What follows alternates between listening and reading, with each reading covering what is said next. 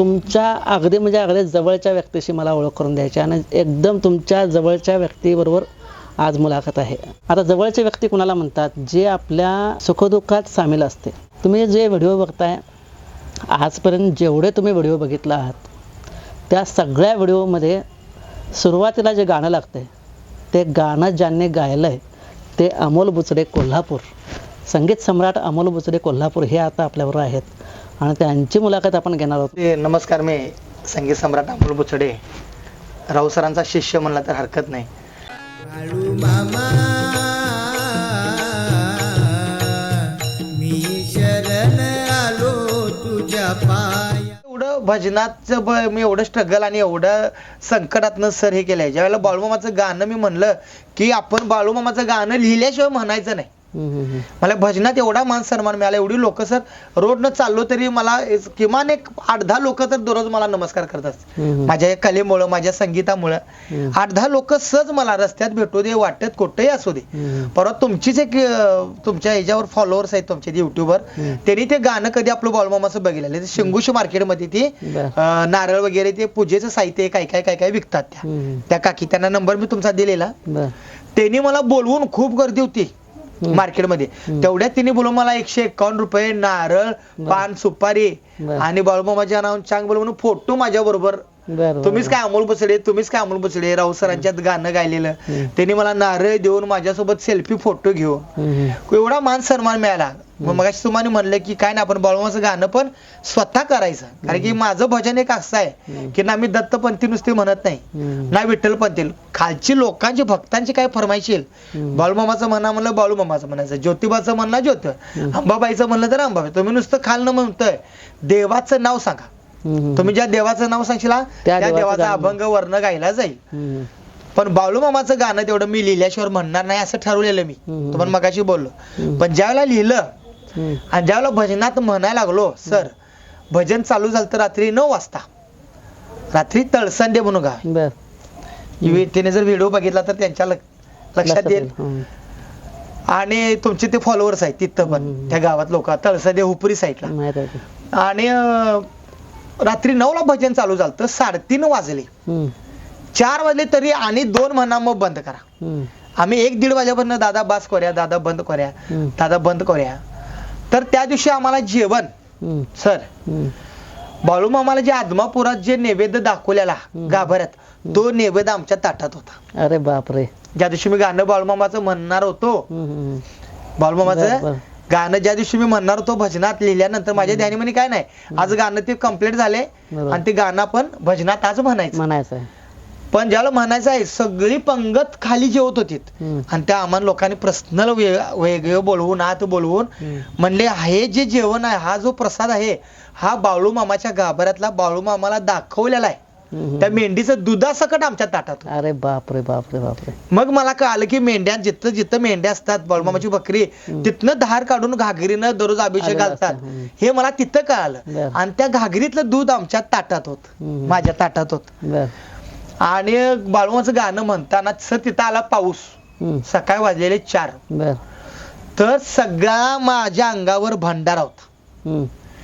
एकदम पिवळा पिवळा सोन्यासारखा मी झालेलो. एवढं सगळं भजनी मंडळ भंडाऱ्यात आमचं. त्या लोक बाळूमामाचाच कार्यक्रम होता. ज्यांनी भजन सांगितलेलं ते बाळूमामाचाच तिथं भंडारा होता. आणि गाणं मला बाळूमामाचं तिथंच म्हणायची वेळ आली. माझं त्या क्षणी त्याच वेळेला माझं गाणं लिहून कम्प्लीट झालेलं. आणि आज गाणं पूर्ण झाले. आज आपण भजनात गाणं ते अनासरशी बाळूमामाचा पण कार्यक्रम आहे आणि भजन पण बाळूमामाचं आणि गीत पण बाळूमामाचं आहे म्हणायचं. तर 4 वाजलेले सर. सगळ्या शेवटी माझं गाणं ते म्हणलं. मग आता आपलं पहिल्या म्हणून मी पहिलं म्हणलं नाही, शेवटी म्हणलं म्हणता म्हणता म्हणाय. तेवढ्यात त्यांनी अजून 2 म्हणा आणि 2 मग तर बाळूमामाचं गाणं म्हणे. तेवढ्यात सर गाणं म्हणणार तेवढ्यात आला पाऊस. इतका मोठा पाऊस आला.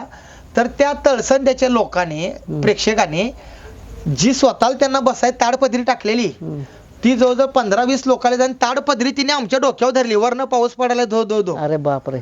आणि अमोलदा म्हणा, तुम्ही आज म्हणा, वर ताडपदरी धरले तिने आमच्या. आणि आज तुम्ही अमोलदा म्हणा, 2 गाणी कम्प्लीट करा.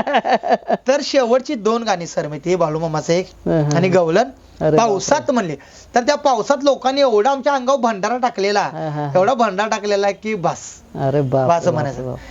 मग असे प्रसंग सर भरपूर. स्टँडवर जवळ पोलिसांनी मारलं, कोणी हातातला टाळ काढून घेतला, कोणी म्हणलं तुझं काम नवं, तू हलगी वादक त्यांनी कलाकार आहे म्हणल्यानंतर दारूच्या व्यसनी जातील.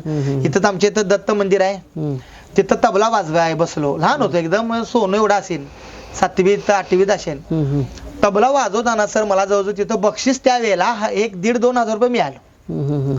बारकं पोरग तबला वाजवली, बारकं पोरग तबला दत्त मंदिरात. मग तिथं जो मेन पुजारी होता तो म्हणला, त्याचं म्हाता वयस्कर आहे, तो बोलणं मोठं एकदम मोठ्या आवाजाचं, हे होय रे बाळ तुझं नाव काय? मी म्हणलं अमोल बुचडे. काय करतोस? काय नाही हलगी वाजवतोय. होय हलगी कलाकार आहेस होय, मग जाऊ दे सोड. मी म्हणलं असं का जाऊ दे सोड का? महाराज म्हणला कसं आहे बाळ तुला सांगू, राग येऊ देऊ नकोस. म्हणलं का? मंदिर असं भरलेलं, माझ्या पुढ्यात बक्षीस पडलेलं. म्हणला कसं असते हलगीवाली ते नाही असे तुम्ही नाही, नंतर नाही जेव्हा तुला मोठा होशील तेव्हा तू दारूच्या व्यसनी जाशील. तू दारू बिरू प्याला तुला सगळे व्यसन लागणार म्हणला, मग तुझा काय उपयोग नाही म्हणला. आणि आज तोच महाराज मला तो राहायला ज्योतिबावरती, आणि आज देखील तो कोल्हापुरात आला भजनाला तर पहिला मला फोन करतात आणि मग मंदिरात भजनाला चालू करतात. बर. ज्या मंदिरात मला तिथं जे हे शब्द वापरलेले त्याच मंदिरात आज मी गेलो की माणसं माझं भजन ऐकासाठी सर मंदिरात येतात. मला इतकं बरं वाटलं. परवा त्या दिवशी एक माणूस आलेला, अमोल दादा तुम्ही आला नाही गुरुवारी, प्रत्येक गुरुवारी 1-2-4 गुरुवारी आला नाही तर मी आलो नाही. तर बरीचशीच लोक दत्त मंदिरात आमच्या इथं मी येणार आहे म्हणून येतात. मग माझं किती भाग्य आहे, मी किती नशिबवान आहे, किंवा माझं जे मोडकी तोडकी जी सेवा माझी कला आहे ती माझी फळाला आली म्हणायचं. कारण की अमोल भजनाला येतोय मंदिरात म्हणून लोक मंदिरात येतात दत्त, बरीचशीच लोक. बरोबर आहे. मग हे सगळे अशा संकटातून आज मी इथपर्यंत आहे. दररोज मला लोक कुठं जरी हॉटेलला जेवाय गेलो, कुठं मी बिल देत नाही सर, ते कधी बिल देऊन कोण गेलेलं असते मला सांगत नाही. बरोबर आहे. असे बरेचसेच प्रसंग आज पण बिल आम्हीच दिले. बर, हे सांगा तुमचं भजनाची सुरुवात कशी झाली? भजन जे आता तुमचं एकदम म्हणजे आता कोल्हापुरात बघितलं तर भजन एकदम चांगलं टॉपला आहे.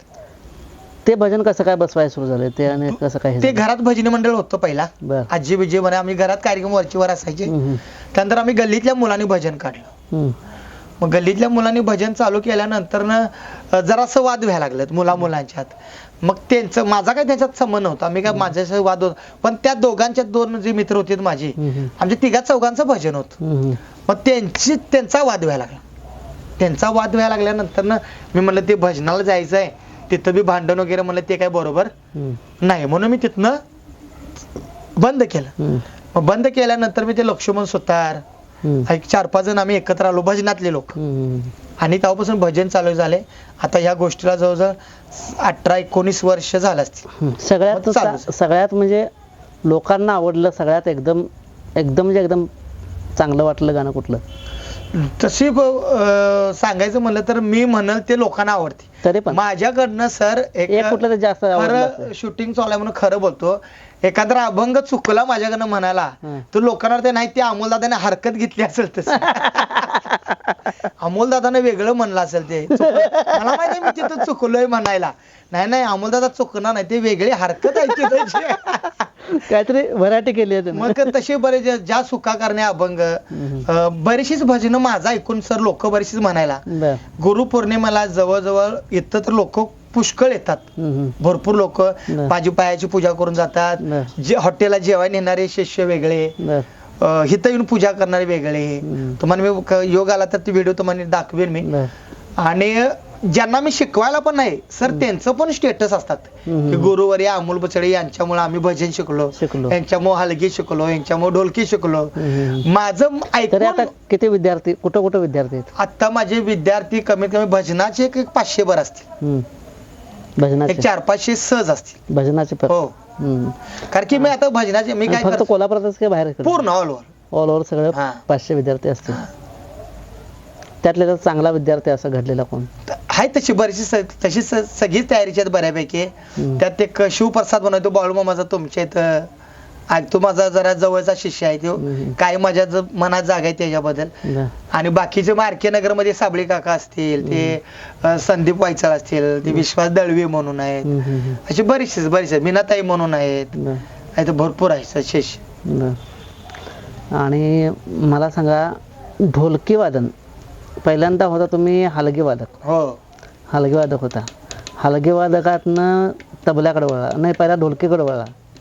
ढोलकी शिकला कुणामुळे? ह्यांच्या गौतम मामांच्यामुळे. हो गौतम मामांच्याकडे ढोलकी शिकल्यानंतर परत कुणाकडे गेला? तबला शिकायला गेला. तबला शिकायला पण कोणाकडे?